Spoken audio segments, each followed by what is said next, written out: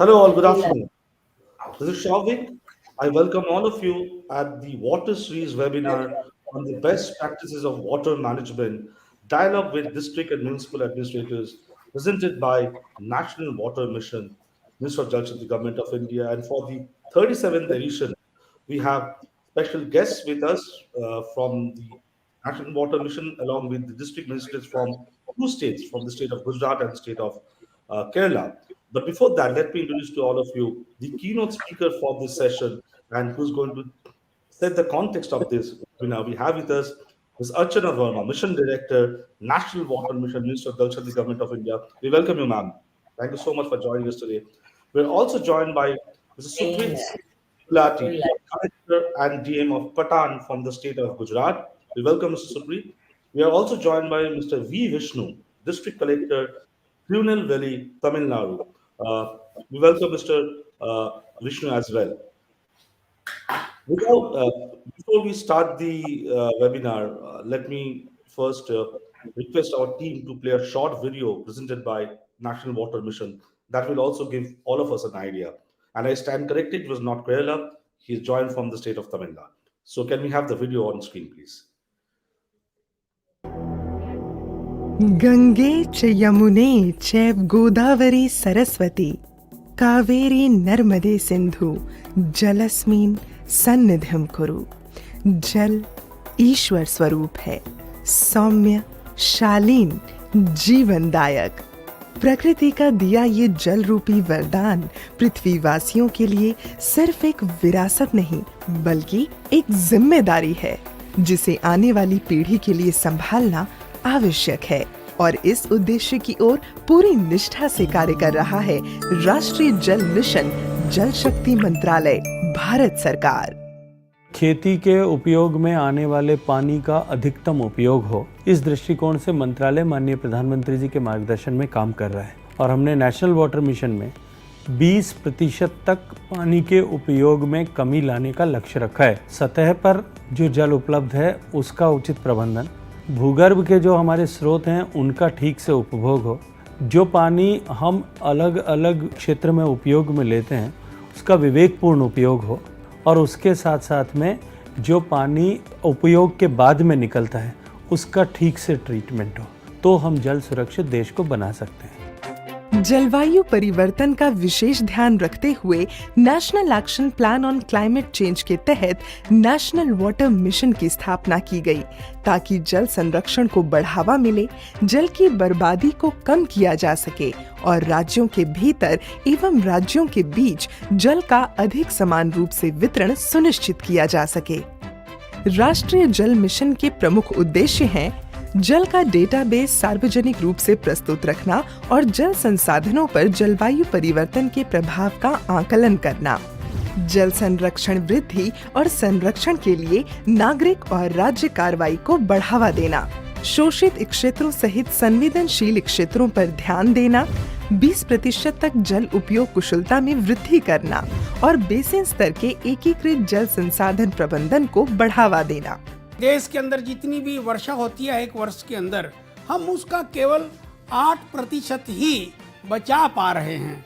तो ऐसी दृष्टि को मद्देनजर रखते हुए हमें युद्ध स्तर के ऊपर जो है अपने जल प्रबंधन के कार्य को आगे बढ़ाने की आवश्यकता है, और हमारा मंत्रालय जो है उस दिशा के अंदर सतत प्रयास कर रहा है। अपने लक्ष्य की ओर बढ़ते हुए राष्ट्रीय जल मिशन ने अनेकों कदम उठाए हैं, जिसके तहत कैच द रेन नामक एक खास कैंपेन शुरू किया गया है, जिसकी टैगलाइन है catch the rain where it falls when it falls. इसमें राज्य सरकारों, सामाजिक संस्थानों, सरकारी और गैर सरकारी संस्थानों से appropriate rain water harvesting structures का निर्माण और उसके उपयोग का अनुरोध किया है, जो कि वहां के सॉइल और क्लाइमेटिक कंडीशंस के अनुरूप हो और वर्षा के पानी को बचाने और कुशलता से उपयोग करने की इस मुहिम में अधिकाधिक लोगों को साथ जोड़ने की पहल की गई है। साथ ही विभिन्न कलेक्टर्स को जिला स्तर पर रेन सेंटर्स की शुरुआत करने का अनुरोध भी किया गया है, जिसके माध्यम से आम लोगों को वर्षा जल संचय से जुड़ी तकनीकी जानकारी दी जा सके। कुछ प्रमुख संस्थानों और मंत्रालयों ने वर्षा जल को संरक्षित करने के लिए कदम भी उठाए हैं। जल संरक्षण में समाज की भागीदारी को बढ़ावा देने के लिए कई संस्थाओं को भी साथ जोड़ने की पहल की गई है। Both in urban areas and rural areas, rainwater harvesting system must be made mandatory while sanctioning plans. We must ensure that water is not wasted and the groundwater reserves are recharged when the rain falls on the ground. We must catch the rain and store it. I am happy that the National Water Mission's campaign is taking up a timely initiative called Catch the Rain When It Falls. वर्षा जल संचय की महत्ता को ध्यान में रखते हुए समाज की जानी मानी हस्तियों ने भी इस कैच द रेन कैंपेन को बढ़ावा और सहयोग दिया। राष्ट्रीय जल मिशन लगातार जल संरक्षण हेतु ट्रेडिशनल वाटर सिस्टम के रिवाइवल के लिए कार्य कर रहा है। इस दिशा में भारत के स्टेप वेल्स की धरोहर को संजोते हुए राष्ट्रीय जल मिशन द्वारा स्टेप वेल्स ऑफ इंडिया नामक एक किताब लोकार्पित की गई, जिसमें 100 यूनिक और इंटरेस्टिंग स्टेप वेल्स की जानकारी मौजूद है। We use as much as 85% of the water resources for irrigation alone, and therefore depleting the groundwater tables. So we have a situation where we need to improve the management of our water resources, and this cannot be done only through the central and state government programs, because water touches our lives, and that's where the National Water Mission has launched major initiatives. It conducts regular talks. Every third Friday there is a talk on water, and on every second Friday there is a talk on water technology issues. Apart from these initiatives, there is the initiative of Jal Shakti Abhiyan, which was conceived of in 2019. For a campaign to be really successful, it has to have the commitment of the top political leadership. And what better commitment can be there if the Prime Minister of the country gives this clarion call to the citizens to participate in this program. Bharat के ज्यादातर हिस्सों में मई जून में बारिश शुरू होती है। क्या हम अभी से अपने आसपास के जल स्रोतों की सफाई के लिए, वर्षा जल के संचयन के लिए 100 दिन का कोई अभियान शुरू कर सकते हैं? इसी सोच के साथ अब से कुछ दिन बाद जल शक्ति मंत्रालय द्वारा भी जल शक्ति अभियान कैच द रेन भी शुरू किया जा रहा है। इस अभियान का मूल मंत्र है catch the rain where it falls when it falls. हम अभी से जुटेंगे। हम पहले से जो रेन वाटर हार्वेस्टिंग सिस्टम है उन्हें दुरुस्त करवा लेंगे। गांवों में, तालाबों में, पोखरों की सफाई करवा लेंगे। जल स्रोतों तक जा रहे पानी के रास्ते की रुकावटें दूर कर लेंगे, तो ज्यादा से ज्यादा वर्षा जल का संचयन कर पाएंगे। जल संरक्षण की अधिकाधिक जागरूकता और प्रशिक्षण का फैलाव भी किया जा रहा है, जिसके तहत वाटर टॉक नामक लेक्चर सीरीज चलाई जा रही है। इस पहल को ज्यादा से ज्यादा लोगों तक पहुंचाने के लिए इस वाटर टॉक सीरीज को डिजिटल प्लेटफॉर्म के माध्यम से आगे पहुंचाया गया, और जिसके कारण न केवल प्रतिभागियों की संख्या बढ़ी, बल्कि देश विदेश से भी लोग इसमें शामिल हो रहे हैं। साथ ही इन वाटर टॉक्स का सार एक बुक में भी कंपाइल किया गया है। इसके अलावा नेशनल वाटर मिशन की तरफ से वाटर कंजर्वेशन के अलग अलग टॉपिक्स पर टेक्निकल सेमिनार्स और वेबिनार्स भी किए जाते रहे हैं। साथ ही जिला अधिकारियों और म्यूनिसिपल कमिश्नर्स के साथ वीकली वेबिनार्स भी किए जाते हैं, जिसमें उनके द्वारा उनके क्षेत्र में की जा रही बेस्ट प्रैक्टिसेस की चर्चा की जाती है। एवरी डीएम्स को रिक्वेस्ट किया कि हर जिले में एक रेन सेंटर, नहीं तो एक जल शक्ति केंद्र खोलने के लिए। जल शक्ति केंद्र में जल के बारे में जितने भी जानकारी लोगों को मिलना चाहिए उसी के बारे में जानकारी मिलते हैं। But we have to make people understand the value of water and engage them in discussions, engage them in the thinking about the value of water, so that they leave behind a very good legacy for their next generation. सिंचाई क्षेत्र में सुधार के लिए 26 baseline studies भी की गईं और साथ ही मांग प्रबंधन यानी डिमांड साइड मैनेजमेंट के लिए सही फसल नामक कैंपेन चलाया जा रहा है ताकि किसानों को उनके क्षेत्र के अनुसार कम पानी की खपत वाली फसल की बुआई के लिए शिक्षित और प्रोत्साहित किया जा सके और इसके लिए किसानों को वर्कशॉप्स भी दी जा रही हैं। राष्ट्रीय जल मिशन के इस कैंपेन के चलते कुछ राज्यों ने क्रॉप डाइवर्सिफिकेशन को प्रोत्साहित करने के लिए अपनी पॉलिसी में बदलाव भी किए। औद्योगिक क्षेत्र में भी जल के कुशल उपयोग के लिए नेशनल वाटर मिशन लगातार निगरानी बनाए हुए है, जिसके तहत कई विभिन्न उद्योगों में वाटर ऑडिट्स भी किए जा रहे हैं। BIS की पार्टनरशिप के तहत वाटर अप्लायंसेस के स्टार रेटिंग का काम भी हो रहा है। जल क्षेत्र में स्टेट स्पेसिफिक एक्शन प्लान की संरचना के लिए राष्ट्रीय जल मिशन द्वारा राज्यों को वित्तीय सहायता भी दी जाती है। इतना ही नहीं, विभिन्न रूप से जल संरक्षण को व्यवहार में लाने वाले संस्थानों को प्रोत्साहित करने के लिए नेशनल वाटर मिशन अवार्ड्स के जरिए 45 लाख रुपए तक के कैश प्राइजेस भी वितरित किए गए।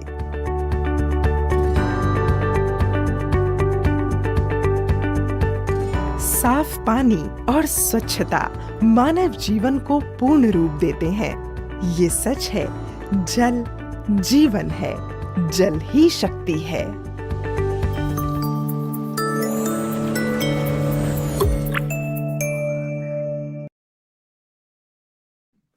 So that was the video. Exciting video, I must say. Without taking much time, I request Ms. Archana Varma, Ma'am, Mission Director, National Water Mission, to share her vision on the purpose of this webinar series and the overall working operations of NWM. Over to you, ma'am. Thank you, Sarvik. Um, Welcome, Vishnu and Supreet. Vishnu would know that, we met on Twitter. So he had just liked my tweet, and then I went back and saw that he had done some great work on water, and that's why I requested a pact to get him on board for this is the 37th edition of the dialogues. And what I keep saying is that आप प्यार के बिना जी सकते हैं लेकिन पानी के बिना नहीं. And I also keep saying that water is a gift of nature. It flows. It cannot be, thought of in silos like surface water, rainwater, groundwater. So, and it doesn't understand boundaries. It just understands its flow. So, being a traditionalist, I would have loved if we had left water alone, But since we became sapiens and since we started irrigating our fields and since we started agricultural practices and damming the dams, water has got into our households and it has become a product of economic value. But in India, our conversation, our relationship with water has been very different. We have, revered water as Ganga Ma, Saraswati Ma, Brahmaputra. I come from Assam, and Brahmaputra, there's so many stories, folklore, Singh songs about the Brahmaputra. So our relationship with water has been such that we will not be very amenable to pricing and tariff. And that's why I keep saying that, slowly that water is also a product of economic value has to get into our mindset for us to realize that it's a very, very limited a natural resource, and we will not be having water uh, if we don't use it judiciously. So that's why I also keep saying that, the technology which is being made for water, technology should suit water. Water should not suit technology. Because we should not disturb nature too often. Otherwise, it strikes back in ways which, we're not able to handle, or which really takes us back. So, and with the DMs, I'm sure you would know, when I came here, I realized that, people who are in my team, they are very, very sincere, very, very good, but they don't understand the politics of water because they have not served in the field. I remember that I was principal secretary, Guwahati Development Department, a little while ago, before I came here in September. And we were trying this. Guwahati doesn't have a modern sewerage system, and it's one of the oldest cities. So we were trying to get STPs, and I had got this JICA loan also for the city after much, uh, you know, mm, conversation, dialogue, and fighting. But when they said that, okay, we understand, we'll sanction your loan, but you have to ensure that you get the places. So you will not believe, when I was trying to locate 10 sites for the STPs, there was such a huge public outcry that mere yahan nahi. Some even said that, we were trying to, I mean, just brush over tribal sentiments. So any technology that we use, unless it is politically acceptable, would be of no good. And I'm saying this because since you are field officers, you are DMs, you should be very cognizant of that, that you should not be taken, by, okay, ये modern है तो इसको use कर लेते हैं. Whether, the stakeholders, the people there are going to accept it or not is also very important. Now, I don't have to dwell upon the water crisis which is facing the country, and which says that by 2050 we will be a water scarce. We are already water stressed. We'll be a water scarce nation if we don't use the 5 R's in water, which I keep saying, which is reuse, reduce, recycle, recharge. And we have, ministry has added another word, that is respect. We keep saying that, like we bow before the temple, like we say dua before the masjid, similarly, or amen, because I've studied in a convent, in a church, we should also have that kind of respect for water. So that's why after I've taken over, we are trying to move beyond catch the rain. Catch the rain is very important, and for recharging our groundwater, it is one of the best initiatives, and we are trying to consolidate. But National Water Mission, as you would have seen from the goals, is not just catch the rain. National Water Mission is much, much beyond catch the rain. And therefore, we have also started now focusing on the other initiatives. Primarily, the first being, we have constituted the Bureau of Water Use Efficiency. So, this bureau, we wanted it to be like a bureau of energy efficiency. But because water is a sensitive subject, we're going slow. We have constituted it under the ministry, and it is under the National Water Mission. And it is going to develop a framework with timelines for the states and the center on how to ensure that these 5 R's, get converted into practice, and also these 5 R's change, behavior change comes to the mind of the people. So that is one good news that I want to share with you all. And a committee under the chairpersonship of Mr. Alok Sikka, who is director of the International Water and Management Institute, has been already constituted, and he has been given a timeline for giving us a report.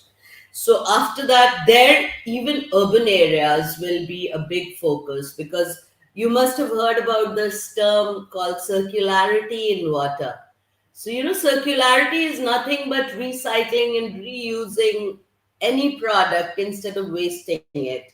So, that is one jargon which is going to be a big part of the National Water Mission, that is circularity in water policy. Then I would also, I have already written to you. I don't know if you all have got it or not as yet, but I've asked Sangamitra to also share with you. I have written DO letters to all DMs that this rain center, which was called earlier, the Jal Shakti Kendra was rain center. We don't want it to be only the rain center. We want it to be like the Krishi Vigyan Kendra, one-stop solution for all the water policies in India. So we have made a framework in which we have defined the HR, where you can source your funds from, because despite being a mission, my budget is like 17 crores. So I'm not going to give you a penny, but we have in the advisory suggested to you how you can get the HR, how you can get the finances, what are the things that you need to have in that Kendra, which preferably we want in a location which has maximum footfalls, because some of you have located it in the engineering department, someplace where nobody goes. So that is another focus area apart from the Bureau of Water Use. Jal Shakti Kendra we will be monitoring, and there are many parliamentary questions coming on both the topics, so we are on our toes. And JSKs, as of now, we have set up 607, but I don't know how good those JSKs are. And we would love if you can send us, because we are now showcasing everything which DMs are sending under NWM, either tweeting it or holding conferences to showcase it, so that people don't have to replicate and they can just copy and paste. So apart from that, you all may be knowing that we had a very, very successful conference in January at Bhopal, in which for the first time ever, we got together all the state ministers of irrigation, of PHED and water resources, and 23 state ministers, 16 state ministers made presentations, or maybe 23. 33 states participated and 10 partner ministries participated. And the Honorable PM gave the inaugural address wherein he is a real water champion. And water is very close to his heart. He said that water, this of course was to set the vision for 2047, the water vision. So he said that during the course of this Amrit Yatra, Water Vision 2047 will be a very, very important dimension in defining the vision of the country which he's asked all the secretaries to make for 2047. And water is going to be a very important dimension, because, as you know, the national water policy of 2012 and many studies have indicated that water fuels growth. Unless you have water, you cannot grow. So it's not that water is just something which one drinks or which one feeds to the livestock, or needs for only agriculture sector, but even for industries, for urbanization, everything, water is essential. I mean, I guess I don't have to reiterate it to an audience which is already very, very conversant. So these are a few of the short points, and we would urge the DMs that your leadership can really make a difference. Like for me, when I was DM, women were a very important part. Child was a very important part. I think basically perhaps my maternal instinct, because I'd just become a mother. So you will not believe, there were communities in which I used to go and speak about women empowerment, and they started defying their husbands. So that is the kind of leadership a DM can provide in a district. And so we really bank on you, and that's why we are always trying to get you to partner with us, because you are the real change agents. The DMs, if you prioritize water in your district, I am sure that we won't be water scarce by 2050. So thank you, Souvik. Over to you. Thank you so Thanks much. for. Thank you so much, Archana ma'am, for not only setting the context of the webinar, but the larger aspects of what NWN stands for. So, without taking much time, I request Mr. Supreet Singh Gulati, Collector and DM, Patan, Gujarat, to give his presentation. Over to you, Mr. Supreet.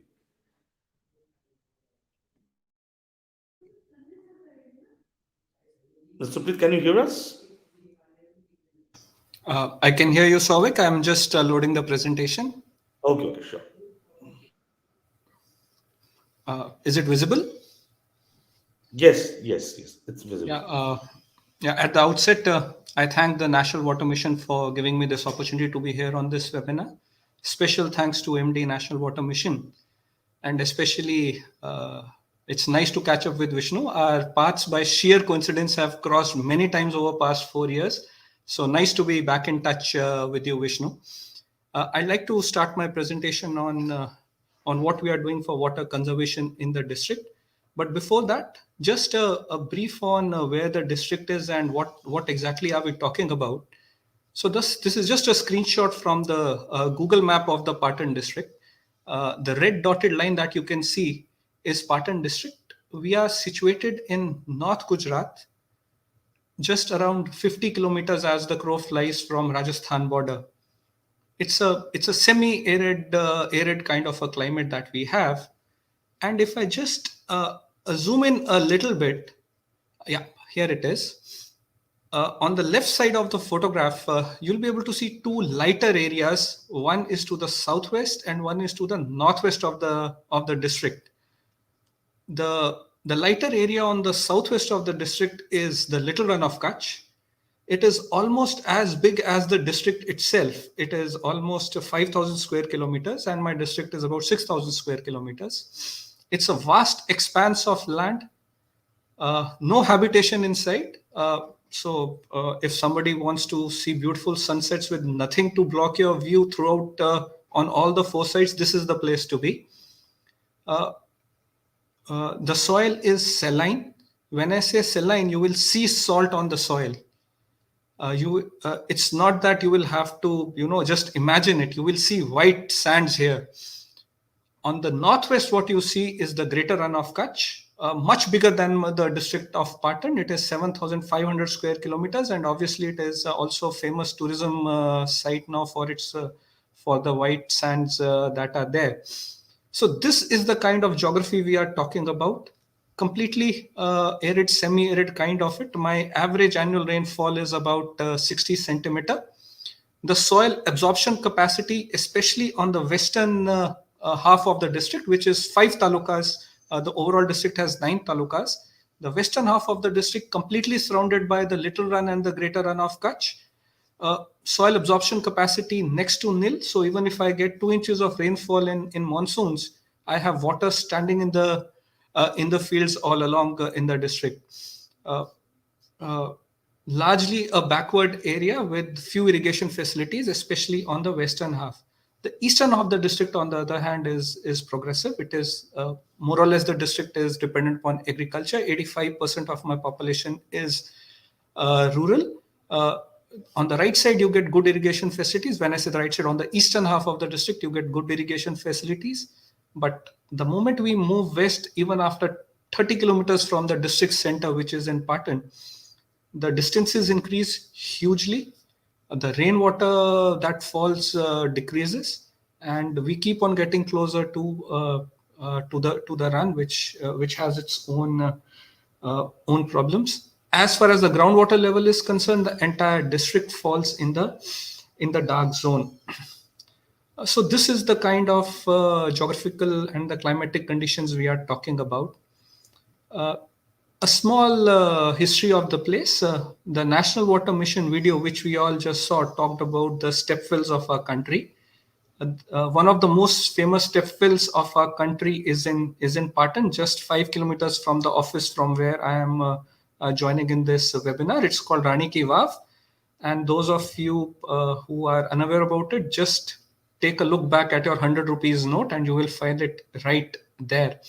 It's a stepwell which is about 1,000 years old, 7 stories deep, and it is the old system of having drinking water which is available there. So it could be for the travelers to that place. This was also in the old city, so it could also be a normal water collection system for the city at that moment of time.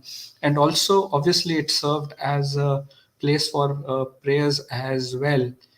So Rani Ki Vav, which is the left photograph, is... Supreet, can I just interrupt you? Sure, ma'am. Have you seen Piku describing Rani Ki Vav in Jal Itihas portal? You've not? Ma'am, the video was referred to me by... Okay, so Ma'am, the video was referred to me by Sanghumitra. So after that, I saw. Okay, good. So there's this for the public consumption. We have developed a portal called the Jal Itihas portal, which is right now showcasing 75 of our traditional ancient water heritage structures. Please visit that portal and see how beautifully Piku is describing it. And I think Supreet had no role in it, but Rani Ki Vav is there. So thanks. Go on.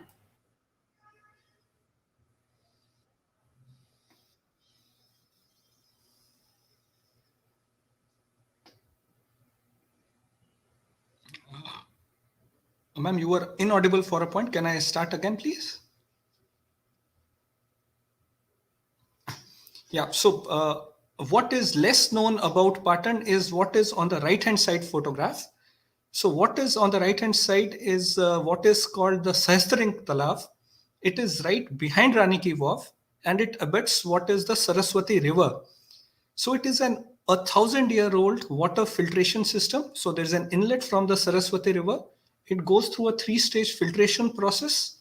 The water, there is a tank to store the water, and then there is a distribution system which was existing to serve the then capital of Gujarat. Patan happened to be the capital of Gujarat around 900 years ago. And this was the water distribution system that was in place even then.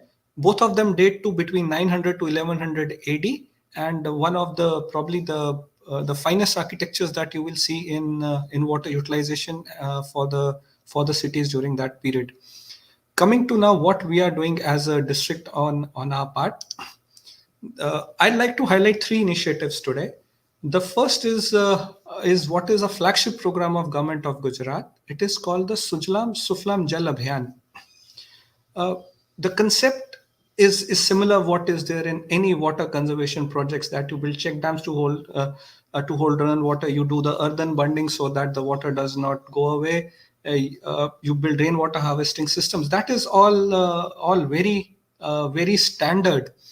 But the main thing which I like about this project, which is for me is a very good takeaway, is that from the months when the water conservation activities can take place, which happens here to be the months from, let us say, February to May, when the ponds are dry, when the streams are running dry, this is the 4-month period that we have where we can carry out works which need to be done. Because after that, once the rain starts sometimes in July, there is no way you can carry out the works till the time they run dry again sometime in December. So what it does is, it is such an institutionalized system now that even the village panchayats know that Sujlam Suflam Jal Abhiyan will definitely be announced in January. So to get their works approved, they don't need to run throughout the year from one office to another. They know that the portal will be opened from, let us say, 15th of January, which has happened this year. It will be open till, let us say, 10th of February. So you can all apply for that. These are the kind of works that we want to get done. The selection is largely, it is self-selection process, except that if there is if a work has already been if a village has already been allotted a work in past 3 years, we sometimes say no, you come back after 3 years or so. But then we get a large bouquet of works that can be done. A scrutiny team is there. It is not that it is a particular department which is there, since all the departments which carry out water conservation works will be covered under the Sujlam Suflam Jal Yojana. So whether it is their departmental work or whether it is a particular work under Sujlam Suflam Jal Abhiyan, it will all have a taluka level scrutiny committee, which is headed by a class 1 officer whom I appoint. All the works which get through there come to me as the district level committee, which is again all the implementing agencies sitting together and deciding that yes, this works needs to be done. But what mostly does is two things. One is it gives an institutional way of meeting the demand. Village panchayats or village people don't have to run from one office to another throughout the year. Please take my work, please take my work, please take my work. Everybody knows, apply by Jan 15th. Within 3 weeks, your work is in the Sujlam Suflam Jal Abhiyan, whether it is a forest department, whether it is water conservation, whether it is water supply, whether it is Narega. It's all in that 3 weeks window. We do make some changes in the plan later, but this is the best time when 90% of the works which have to be done throughout the year will get approved here itself. So the demand will come only in those 3 weeks. The second part, as it does for the district administration, is it places water on a priority automatically. I don't have to worry about water separately during this period. I don't have to talk to forest individually. I don't have to talk to 6 different implementing departments separately about what are the kind of works you are doing. They are all there with me in an administrative setup, sitting together, and we are finalizing the works that are to be carried out in the district. And since it has been institutionalized for a long time, everyone is aware of what are the processes. And since this is the only time when the works can be done, we do utilize that period to the maximum. That is where I think even though the budgetary allocation may not be that big, but that's the key difference that comes across with the Sujlam Suflam Jal Abhiyan. So as I said, there's an administrative structure at a district level. At a taluka level, a class 1 officer. If it is I have 9 talukas and 4 SDMs. So 4 SDMs will be looking at their 4 headquarter talukas. Remaining 5 I appoint by an order here. And for example, this year, for 15th of January, the applications have started, and we have to finalize the district plan by 10th of February. And it will include all departments who have to carry out any water conservation works in the district. What it also does is that at taluka level, there will be a monitoring of these works continuously till mid of July, but till end of June, by which all the works have to be completed, because we receive rains from 1st of July onwards. So there will be a fortnightly, automatically it will come as a fortnightly meeting there, or a visit to the villages there. At a district level on my side, it will automatically get reviewed once a month. And whenever I am having, we are mandated to have 3 to 4 village visits every month. So I'll automatically be targeting to visit those villages where these works are ongoing. So even at a collector level, within this 4 months period, I'll end up seeing, if not more, at least 15 to 20 works which are being carried out under this. So it places water at the priority which it deserves.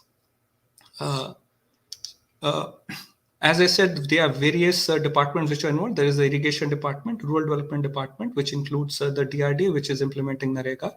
Urban development is slightly not on the water conservation side, but more on the people-centric side. For example, cleaning of your stormwater drains. That will also get covered under the Sujlam Suflam Abhiyan as well, so that you don't have water logging in your cities.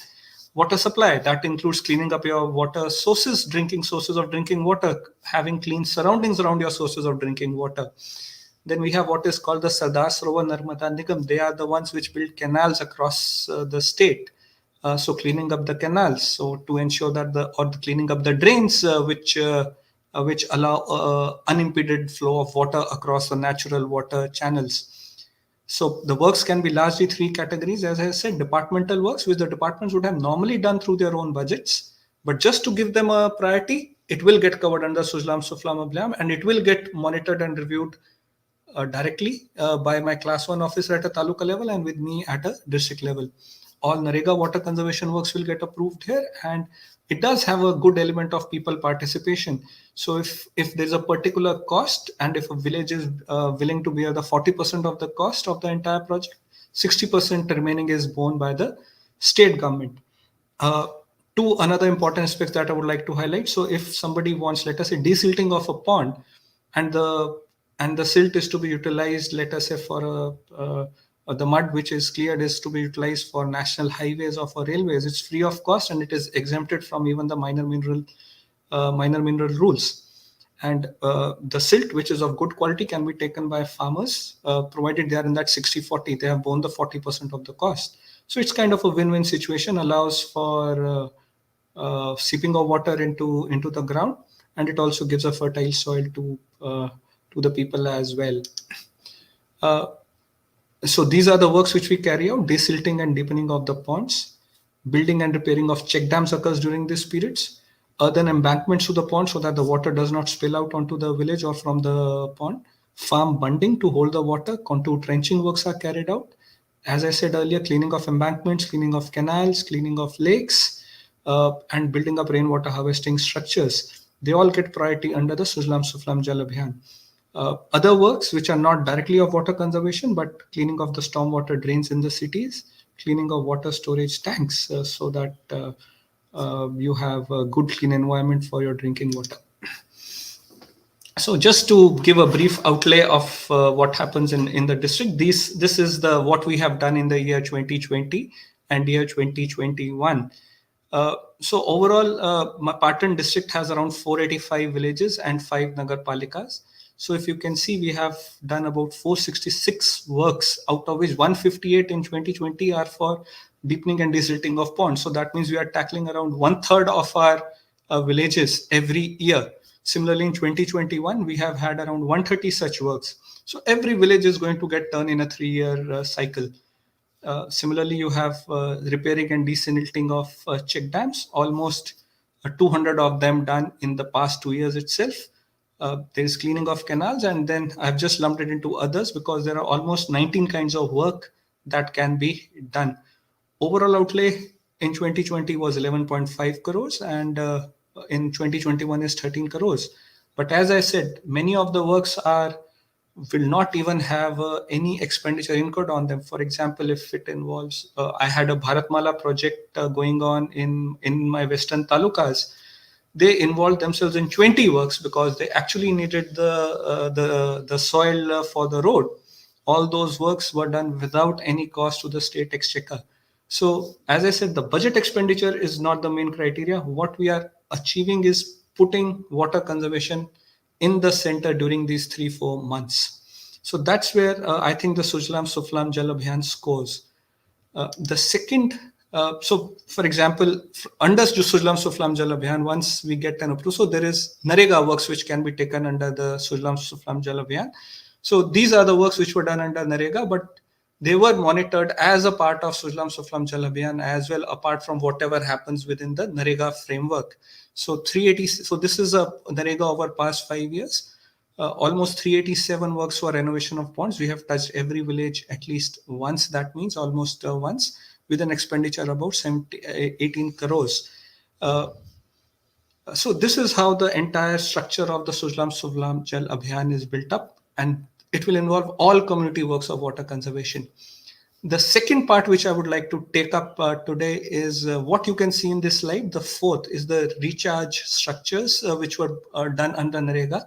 Since these are individual beneficiaries, this does not form under Sujlam Suflam Jal Abhiyan, but it's an injection well kind of a structure which the district has been implementing for past 3 years. So I would just like to take that as the second initiative that has been done in the district. We have implemented it. We are implementing it in the 5 western talukas of the district, which, as I said, are where the water does not percolate. So it's a typical injection well kind of a structure. We build a 1 meter by 1 meter by 1 meter water tank. it has a boundary on all the four sides, but the bottom is left as it is. It is filled with gravel and fine sand, and through the center of it you have a PVC pipe 5-inch in diameter, which goes down till the depth of 60 to 70 feet. The pipe has holes on all its sides, and the entire structure is built at a low-lying area in a farm where the water normally stagnates. So what happens is, during the rain, since the water naturally comes to that area, it goes into the water tank, and the water filters and goes through into the soil through the PVC pipe, which has holes on the sides. The water will go into the pipe and will directly reach 60 feet down into the underground and is stored there. So this is what it will store: water, all the rainwater that comes into it, and it can be later be used for, once the rains have gone. We are talking about now the rabi crops, the December season. So the farmers will actually be putting a pumping set through this PVC pipe, taking out the water and using it for irrigation. Cost of one holia, or as the injection well we have in the district, is around 32,000 rupees. 32,000 is the cost, which can be covered easily under Narega. Apart from this, for drilling, which is not allowed under Narega, a farmer has to spend just about 6,000 rupees approximately for a 60-foot deep drilling. So that is on the farmer, but the remaining 32,000 are covered under Narega. And the benefit of that is you are taking an additional rabi crop. So per hectare, you are getting around 50,000. One injection well of such size will be good enough for irrigating 1 hectare of land here in the rabi season. So you are getting an additional income of 50,000 rupees per annum the moment you have such rainwater injection wells there in the western talukas of our district. In past 3 years, we have built about 2,466 such holias with an overall cost of about 7.87 crores under Narega. So this is just the first holia that was built here almost 4 years ago. 6,000 acres of land has been brought under irrigation, and new crops are being now planted in these areas, which these talukas would only look at the eastern talukas and dream that, okay, why can't we have these crops in our areas? So there is an average increase of 50,000 for 50,000 rupees per hectare for these 2,500 farmers. The third aspect which I would like to take about, which is just picking up in our district, is the per drop more crop, or the micro irrigation projects. This is implemented by what is known as the Gujarat Green Revolution Company, and the aim is obviously to have more crops per drop of water, or as ma'am said, the higher water efficiency. So in this, the government gives a subsidy depending upon the size of the farmland that is there. If you are a small farmer or a marginal farmer, you get up to 90% subsidy. If you are a big farmer, up to 70% subsidy for installing sprinklers, mini sprinklers, and the drip irrigation methods. Per hectare, the cost of these systems can vary from 1.25 lakh to 1.5 lakh rupees per hectare, and the government will subsidize it to the extent of 70, 80, or 90%, depending upon which category of farmer you belong to. So in past, the scheme has been in place for almost past 6 years now, and we have given benefits to 8,000 farmers and helped to put almost 12,000 hectares under these micro irrigation schemes in the past 6 years. The subsidy component comes to around 35.5 crores for this.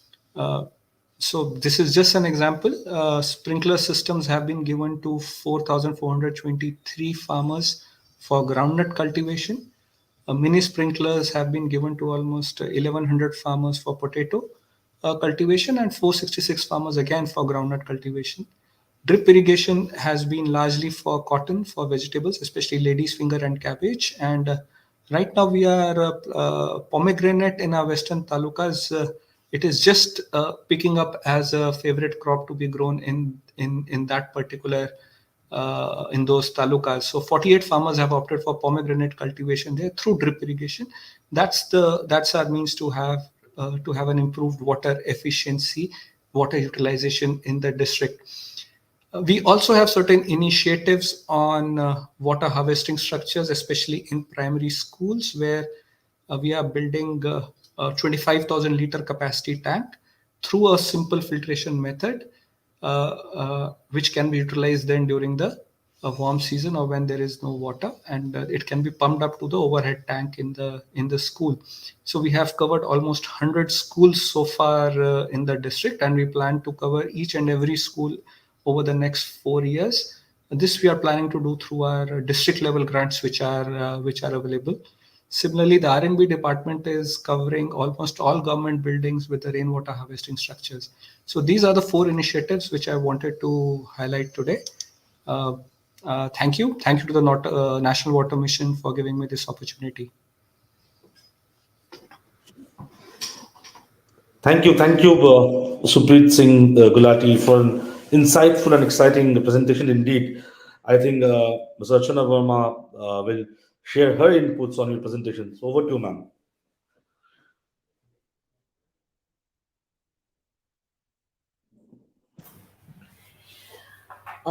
Supreet, what I really liked about your presentation was the brevity and the focus. I mean, you must be an awesome DM, I'm sure, because you've got whatever we've been thinking, you have implemented it in the field. It was an awesome presentation, especially your conceptualization and comprehension of issues about water, relating to water use efficiency, and your focus on that, and your Sujlam Saflam initiative. But tell me, how is it different from the Amrit Sarovar initiative? Because there too, one is identifying the Sarovar sites, and then 75 per district, as Honorable PM has said. So, is Amrit Sarovar based on this initiative, or how are you marrying the two schemes?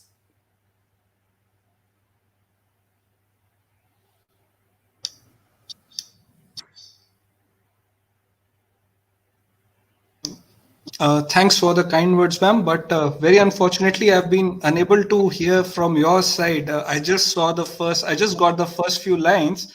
After that, I'm having there's a No, break of connection or something. Supreet ji, But ma'am, thanks for the kind what's words. going on And is ma'am, I could hear you've talked about Amrut Sarovars also probably in the last sentence. Ma'am, we are How covering is, under can you 75. hear me now? How is Amrit Sarovar initiative different from Ma'am, Sujlam Saflam? unfortunately not clear, ma'am. I can hear Souvik clearly when he speaks, Probably but you not can from your repeat my side. question to him. yes. Supreet ji, what ma'am is asking is that how it is different from the Amrit Sarovar concept and the program, the thing you are also implementing. Uh, Ma'am, Amrut Sarovar is about developing 75 village ponds at a level where we can call them as the ideal water conservation ones. Uh, but when we go into the Sujlam Suflam Jal Abhiyan, we are not only covering those 75. Yes, almost 50 of these of our Amrut Sarovars are covered under the Amrut Sarovar as well.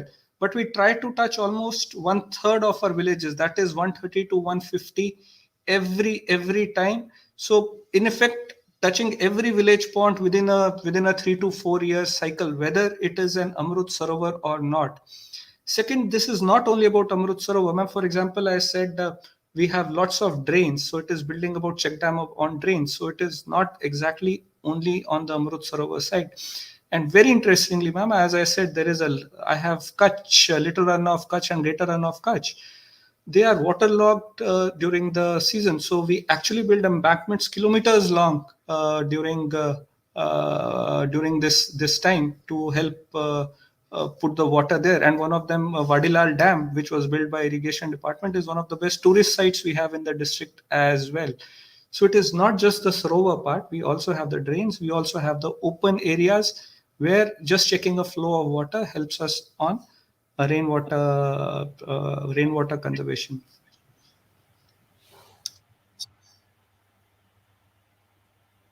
Yeah, okay, thanks. You are ensuring that there's no duplication between Amrit Sarovar and your Amrit Sarovar Plus Plus, which is a fantastic thing.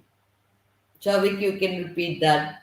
Yes. So, Ma'am, I got this, ma'am. Ma'am, I got this this part very But clearly yeah, this time. overall, really, your presentation was absolutely awesome.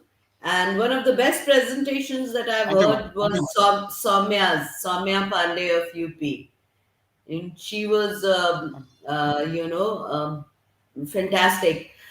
So, some takeaways from her presentation, if I can tell you, if you can, we've given these 2 lakhs for GIS mapping, geotagging of the water bodies. So she had done a fantastic IT mapping, and I think triangulated it with ISRO and also with the micro irrigation data. So if you could also, do that IT mapping, though you may be having the field on the field, and also involvement of communities, like that was one thing which was missing in your presentation, which she had said that how she mobilized and involved the communities, for ownership. Because ultimately, if the communities don't own, siltation may just happen again if you're doing it all by yourself. So these are the two points on which either you can respond or. Yeah, ma'am, that is exactly the point which I wanted to say about the Sujlam Suflam Jal Abhiyan. Ma'am, largely in any project, we spend a lot of time going to the community, telling them about the importance of the project. Ma'am, what Sujlam Suflam Jal Abhiyan does is, since it has been institutionalized for a long time now, every village knows that, okay, this period is the time for water conservation, and they come to us that, okay, let us implement these projects in our village this time.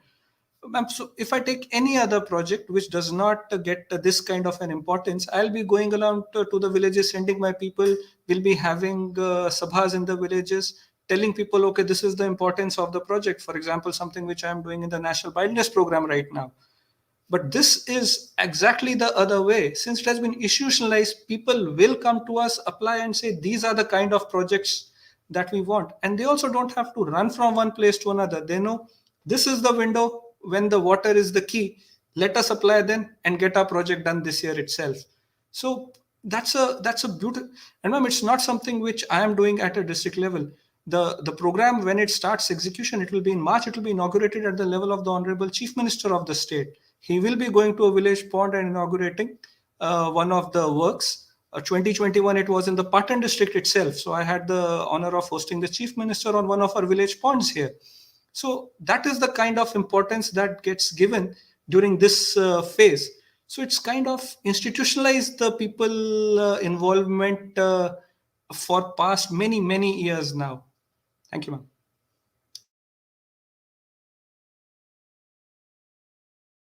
ma'am, if you can That is, unmute, I am unmuted. now it's okay, yes, ma'am. So, Supreet, is the maintenance also institutionalized? Like people know, okay, that pond which was made that year, and now it needs desiltation.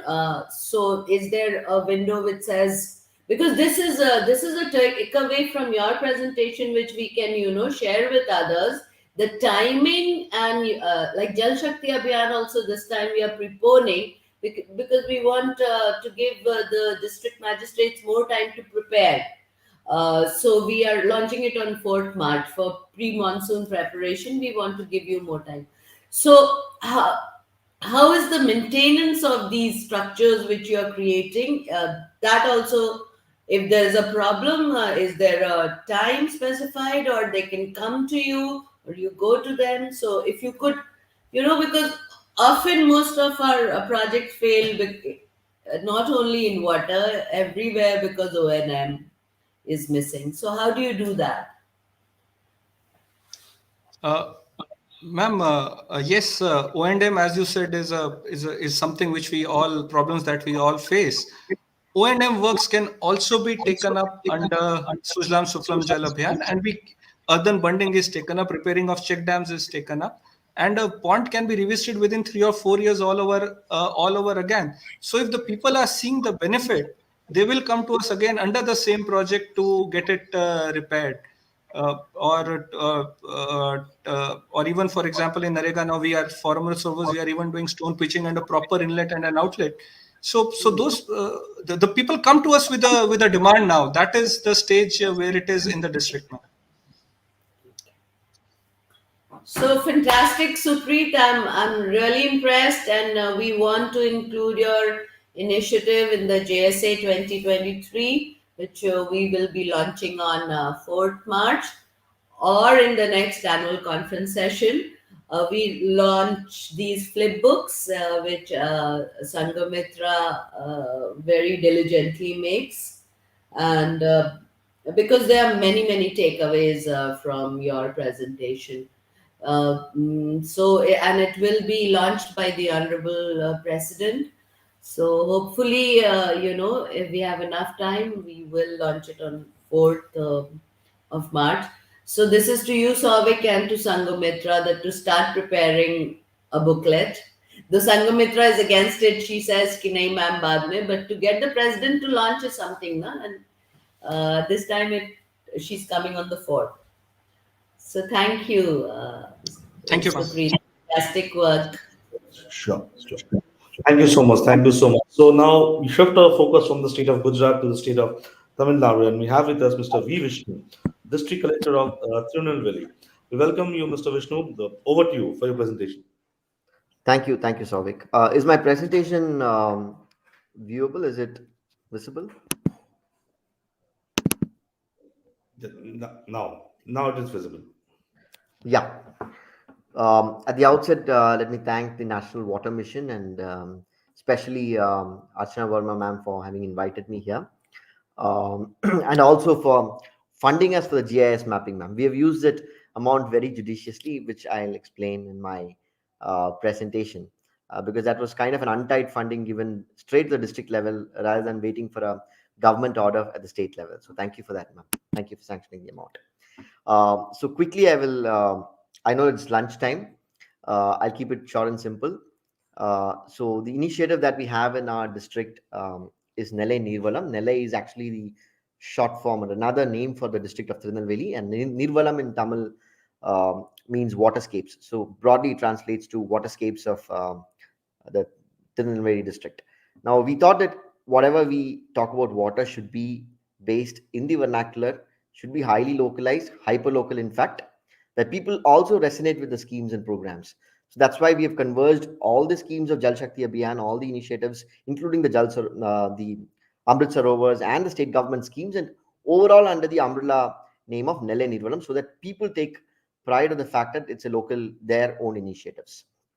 And it's a unique community engagement and a management framework, a hyperlocal management framework which we have developed. And whatever activities we do, we have put it on the website nellainirvalam.in, which is visible for the public as well as government officials.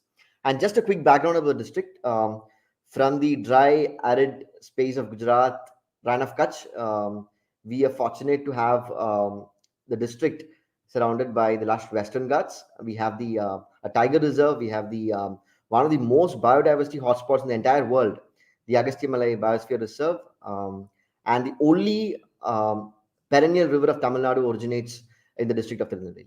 So we are, I would say, very, very blessed in that fact, and we have more than 1,200 water bodies, 6 major reservoirs, several dams, anekats, which dates back to the Pandya Kingdom, including various works done by the British. This is one of the oldest districts in the country. So that's a broad background about the district. And we have also aligned our Nellai Neervalam mission to the SDG goals, because Tamil Nadu lays a lot of emphasis on these SDG goals as well as the State Planning Commission. So we've aligned it broadly with the vision of the state government as well as the Central Government National Water Mission. And quickly coming to what are these initiatives? First is what we have, Nellai Digital Water Atlas. So I believe we are the first district in the country to put it in the open domain. Many districts have done, and they've done it's viewable in a PDF format, but we have a real-time data. Anybody can go to the website nellaineervalam.in. It took us around 6 months to map all the water bodies, because mapping, though PWD has the data, many of it was inaccurate data. So we had to get to the ground, do a ground truthing, and even the water bodies, once we realized that mapping itself was not a simple task, because there was ownership disputes between water bodies, between government agencies. Sometimes the union, the panchayat will say it's my water body, whereas the PWD will say it's mine. So there was a tussle, and finally I took a decision, no, it's collector's water body, and took over the ownership of that water body. That's the easiest way to settle things in the district. So it was quite an interesting process of even mapping the water bodies, and today we have a full-fledged digital water atlas. And as a next step forward, beyond the water atlas, because water atlas is just a single point ground truthing data. So these are the we have close to 1,250 water bodies geotagged, and shape files also we have been able to generate. So we've done a bit of tech interventions there. Moving to the next step, mapping is the initial easy process, but how do we superimpose the data layer with the available village cadastral maps? Because only then we need to understand water not as discrete water bodies, but as the entire watershed. So what we have done is we've superimposed these digital data that we had into the cadastral maps, and we have a complete digital elevation models for all the 204 village panchayats. And I believe this is also the first time that we've put it in the open domain. We have got research documents available for the DEM models by IITs and other important organizations, but I don't think we do have an open domain data for any district in the country. So we're proud to say that we have done a fair bit of tech interventions, and this was done with the amount sanctioned under the National Water Mission. So thank you, ma'am, for that. And this is a sample of how a village cadastral map superimposed with the water layers look like. Now, I'll just quickly harp upon why this tech intervention is very unique. Because when you look at MGNRG's works, many times the choice of selection or the selection of the works is flawed, because the engineers at the union, at the panchayat level, do not understand water as an ecosystem. So the MGNRG's works need to be converged at the district level by choosing the right work. For example, if you're clearing the inlet and outlet channels for a water body, the inlet channel and outlet channel will have to be scrutinized at the district level to understand whether they've taken the right kind of work. So we've efficiently able to converge it with the MGNRGs and available schemes, as well as the CFC, Central Finance Commission devolution, which is tied and untied funding available with the panchayats. So I'm not getting into the government part of it because that's standard across the country. The second component is the restoration rejuvenation. Now, unlike the regular restoration models where it's taken up as an engineering work, I'm proud to say that my district, we've been actively able to engage more than 2,000 volunteers. And at this point in time, I just got transferred a couple of days as district collector, and I'm proud to say that close to 500 people turned up for my farewell, and majority of them were volunteers belonging to the Nellai Nirvalam initiative. So I think over the last 2 years, we have built a solid network of on the ground youth volunteers. So unlike when I say that people have registered, I mean people have registered and been on the ground working with restoration, rejuvenation activities. So we have made it, I would proudly say, that a community engagement. Hyper local events, we don't have grand functions at a district level. We do have one or two for the optics part of it, but moving away from the optics part of it, we have got continuous activities, at least an activity every week, where the local village level, and as far as possible, I try my best to attend these initiatives at deep village. So we have an online registration module and all that. I'm not getting into that. That's quite straightforward. But the point is that we do have a strong hyper local community engagement available under the Nellai Nirvalam initiative. A success story which I would like to highlight is that during the 2021 monsoon, we had heavy rains, and for the first time, 49 tanks, this was widely covered in the press, and we received a lot of accolades for this initiative. 49 tanks, parched tanks which never got water in almost 3 decades. All 49 tanks got filled for the first time in the last 3 decades. So this kind of a very positive impact on the ground, and public also started welcoming, and Nellai Nirvalam started becoming a household name. I think that's the most important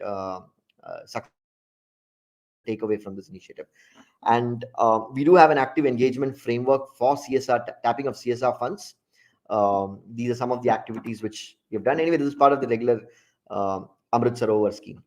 And next, management framework. I think we have come out with a fairly comprehensive wetland restoration management framework, because what is missing on the ground is how exactly do we restore and rejuvenate a water body. I mean, there's this various interpretations to it. You give it to a CSR body, they have their own ways of doing it. They have their own implementation agencies. You leave it look to the RD department, they have their own standard ways of doing it. But is that a very scientific way of really looking at a restoration framework? So we have standardized this activities, starting from boundary mapping and delineation, because this aspect is often missed, on how to look at the micro details while restoration of a water body. Then comes the removal of encroachments. So these require intensive coordination between various departments, including taking on the vested interests at the local level. Next, the shoreline management. Shoreline management also is converged with various other state government schemes, such as the Green Climate Mission of the Tamil Nadu, as well as other central government schemes. And this framework is kind of stabilized, and now our staff and everybody understands what is the expectation and what is the outcome desired from every wetland restoration that we take up in the district. And like I said, water is an ecosystem. We cannot leave biodiversity dealing from water. Especially, I mentioned that we are in the most biodiverse hotspot in the entire world. So I think we gave a lot of prominence to biodiversity conservation. We've looked at how to look at locally available tree species, native species, etc. And when the community is involving in tree plantation, we make sure that the native trees get the prominence, rather than leaving it to themselves on invasive species or other kind of biodiversity restoration. We've also tried to look at sustainable resource development, because there has to be an incentive for the public to look at water restoration. I mean, in the larger public good, yes, everybody understand we need to restore water frameworks, but then can we come out with a sustainable livelihood from it? We've initiated a water hyacinth unit, where the water hyacinth removed, which is a waste product from the water bodies. We have tried to look at setting up a water hyacinth briquette manufacturing and manure manufacturing unit. This has been taken under the rural mission of Government of India. So we have tried to converge again whatever the available funds with the government. We have also set up institutional development in terms of monitoring and evaluation. Again, this is what Supreet sir mentioned, so I wouldn't get into the nitty-gritty, but by and large, whatever is done at the block level and at the village level is vetted at the district level, and also ensure that there is no extra funding required for the whole initiative. There are enough funds available with the panchayats and departments, so how best to converge it and make it useful. The next component is probably one of its kind initiative in the whole country. Again, I would say this is called a TAMRASYS, Tamrabarni Socio-Ecological System Restoration. We are partnering with IIHS, Indian Institute of Human Settlements, and ATRI. ATRI is one of the biggest names in biodiversity and ecological space. So this is basically looking at how do we restore the river Tamrabarani. Like I said, is a lifeline for the entire state as a water resource. So right now, as per CPCB guidelines, the water quality is at the bathing quality level. So we have set a target for ourselves. July 2024, can we make it a drinkable quality as per CPCB guidelines? So this is a very measurable, quantifiable, and what Peter Drucker once said, what can be measured can be improved. So we know exactly where we stand. We know exactly where we need to get. So this a very objective framework of restoring Tamrabarani. This is a broad outline of what we are aiming to attain. We have done a river scale segmentation. We have divided the river into 4 to 5 zones. Each of the zones require different kind of interventions. River restoration is a very nuanced and a very technically challenging space.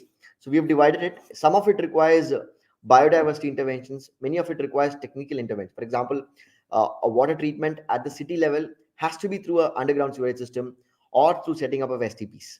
So I wouldn't get into the details of it right now for the paucity of time, but we have looked at ecological level impact, water quality, as well as quality of life. We have also done a H parameter indexing of the river. H parameter indexing is basically looking at the biodiversity index of the river. and we now know exactly where we stand. So when there is a future festival activity or any human intervention related activity on the river, we exactly know what are the parameters we need to monitor, and we have sensitized the local community for it. And we do have volunteers who take care of the river quality. 6 months ago, we had a major festival in the upstreams of the river. We had student volunteers taking benchmark water quality. So we've got trained volunteers on the ground. We are not reliant on the pollution control board, which looks at very discrete level of centralized data. We've got decentralized, hyperlocal level of data to take on initiatives.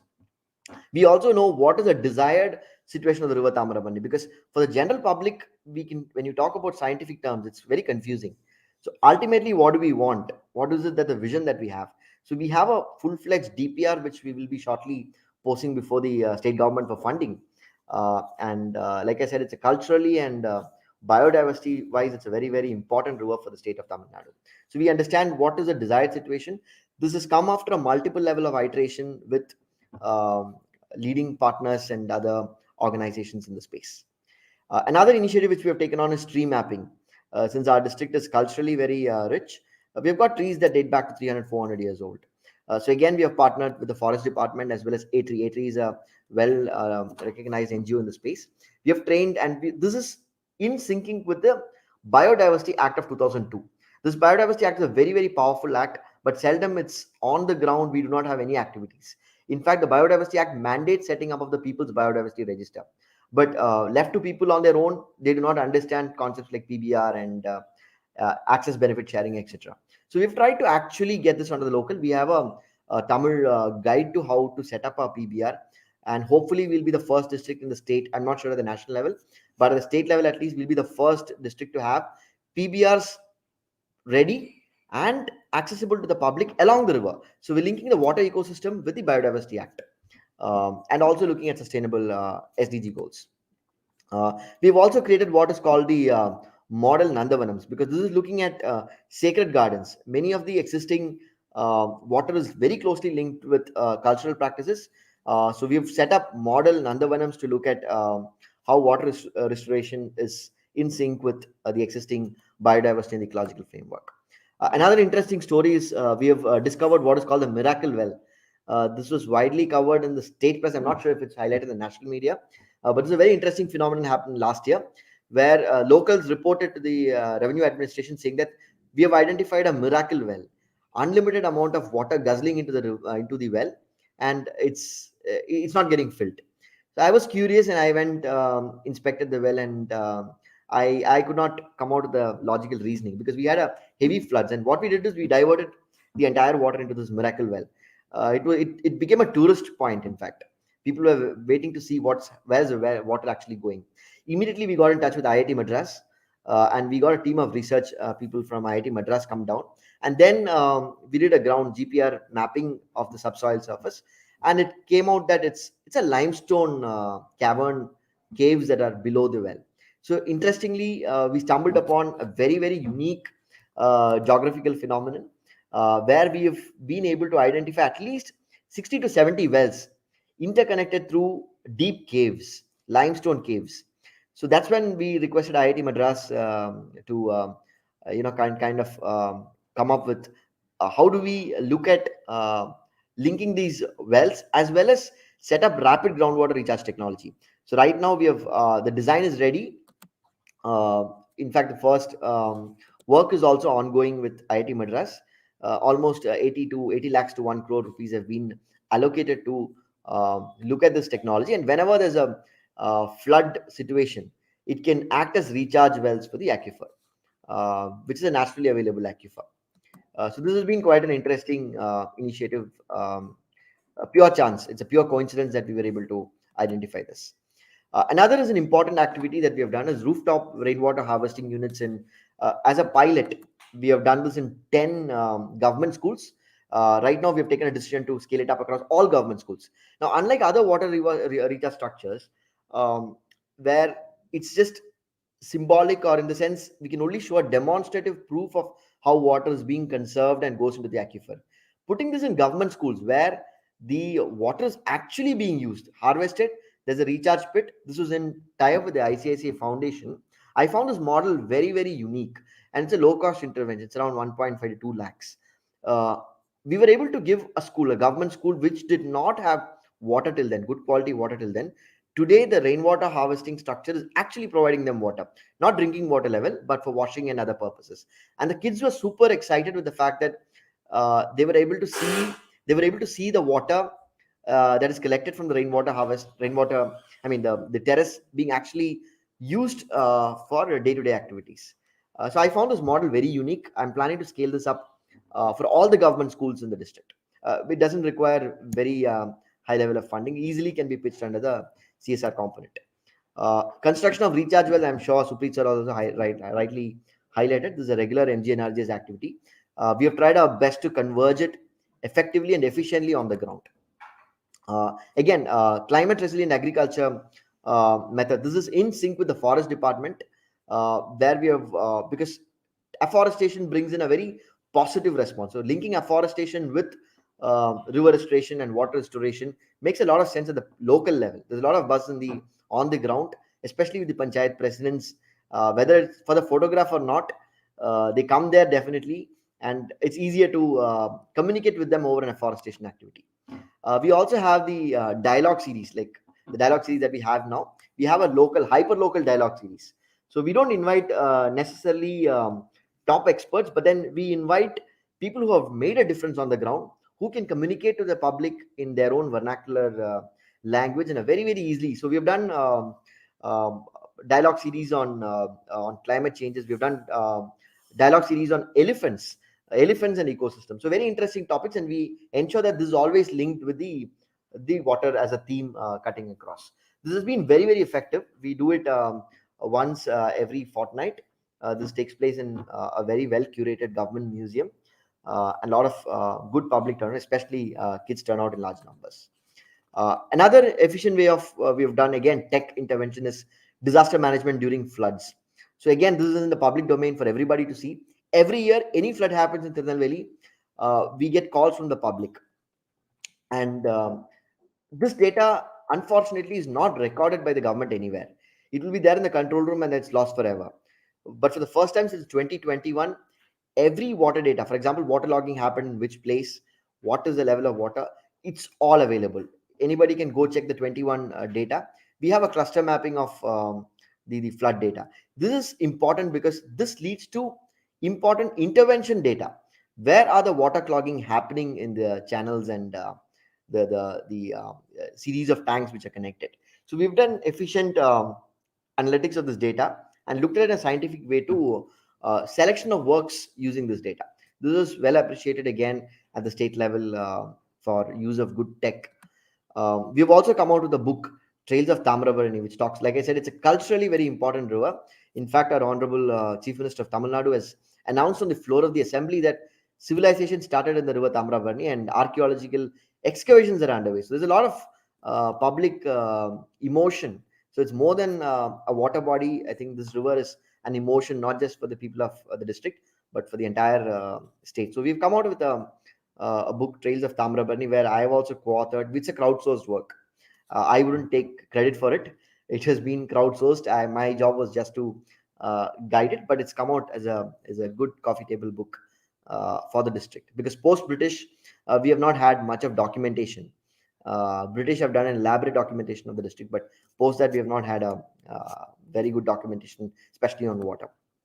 And these are some of the press news and a couple of coverages that we have had.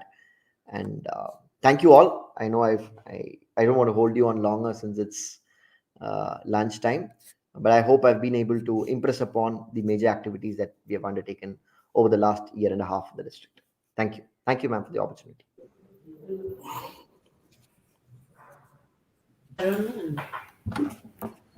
Thank you so much, Mr. Vishnu. It was again yet another, as ma'am was referred for the earlier awesome presentation and kind of work being done in this part of the country is brilliant. Over to ma'am for your input. I mean, I'm spellbound, is what I can say, Vishnu. That are you looking for a position in Delhi? I think I'm going to just transport you here. So, I mean, you've captured whatever goes on in my mind, you have captured. My only quarrel with you is that will it last when? Because I saw that Supreet has done a lot of things to institutionalize it. But in your presentation, it's too much of Vishnu, Vishnu, Vishnu. So will it last now that you've been transferred? Ma'am, like I said, we have not had any extra funding. Every single effort that we have taken is under the regular government schemes. It's just we have put together everything. That putting together data part is what was missing, as I felt. So that's why we made it intentionally. We made it hyper local, and I'm sure my successor will not only success.